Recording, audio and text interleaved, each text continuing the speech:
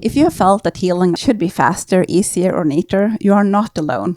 Let's bust the 5 most common myths about healing after narcissistic abuse. I'm Emma, a medical doctor and a survivor of domestic violence and narcissistic abuse.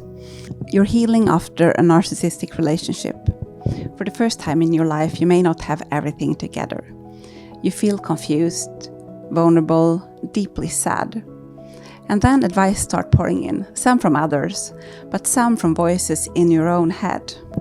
But healing after narcissistic abuse isn't like other healing. This video is part of the video series The Abuse Case Files, but you don't have to watch the other parts to view this video. Let's bust some of the common myths that can keep you stuck. Myth number 1. You just need to get over it. People act like it's just a breakup. We all go through breakups. We are sad, we eat ice cream, and then we move on. But this wasn't just a breakup. It was emotional manipulation, a psychological war. Your inner world was torn open. Your emotions, self-confidence, attachment style, even your hormones manipulated. You were gaslit, love-bombed, and discarded. And now you're dealing with the effects of trauma bonding. You don't just get over that. You rebuild, slowly and gently. And that's not being dramatic, that's being real. Myth number 2. You caused the abuse by being too nice. I once had a friend tell me, well, now that you're not there cleaning up his mess, he'll have to man up and get a job. Like I was the problem and he was the healthy one. No, being kind isn't a flaw. Loving hard isn't a weakness. Yes, you may have to look at your pattern and boundaries, but don't throw away your big heart. Keep it. Heal it. Use it when love is reciprocated, not exploited. Myth number 3. If you're healing is done right, it should be fast. Like if you're using the right method to heal, you should be over it by now. But healing after narcissistic abuse isn't a straight path. You're processing betrayal, grief, confusion, trauma, identity loss, often while at the same time rebuilding an entire life. A new home, new friends, finances, perhaps even a new job. Of course, it takes time. The truth is, slow healing is deep healing. Myth number 4. You just need to think more positively. Meditation, mindfulness, gratitude journaling. Of course, those things can help, but that's not a place where most survivors need to start. Because if your foundation is shaking, if you have problems sleeping, if your finances are not in order, if you don't feel safe, then no amount of positive thinking can fix that.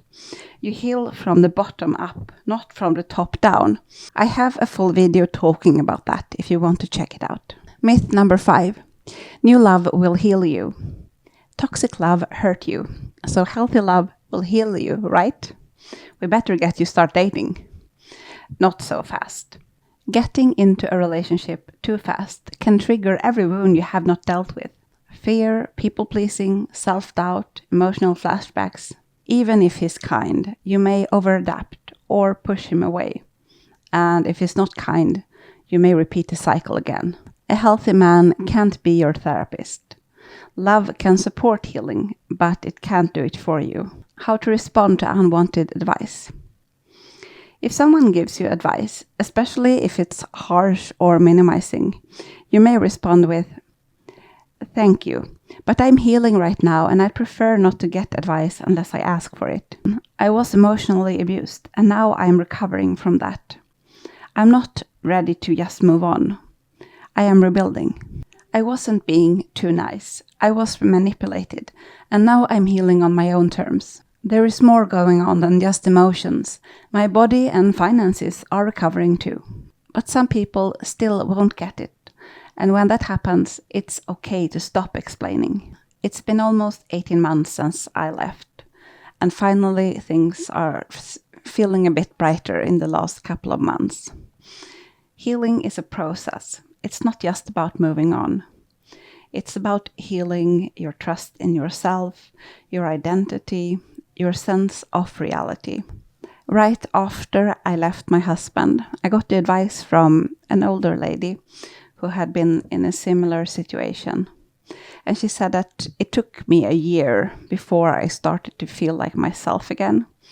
Almost like if you're going through a year of grieving after being widowed.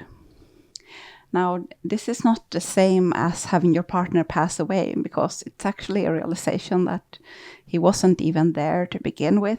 So I think it's much deeper than grieving a loved one's passing. Do you know the episode from Desperate Housewives where Bree removes Rex's body from the family burial site because she found out that he thought that she was poisoning him, causing his death? When I first saw that episode many years ago, I didn't understand why she was doing that. I thought, well, that was overly dramatic. But now, after going through this, I understand the grief and the sadness and the anger of being betrayed by a person who never knew you or who you never knew. And sometimes I wish that I could just bury that grief under a concrete block. You don't owe anyone else anything. You owe yourself your healing. And that healing takes the time it takes. Thanks for being part of the Abuse Case File series. I'm planning to do a sequel. The topic will be CPTSD. But if you have unanswered questions or something specific that you would like me to address, comment below. You're not alone. You're finding yourself again. And I'm here walking alongside you. I'm Emma, holding up a light over the bridge. Remember, there is always a way out. There is always a way forward. Please be safe, take care, and have a great day. Use it where love is reciprocated, not exploited. Use it when love is reciprocated, not exploited. Use it when love is reciprocated.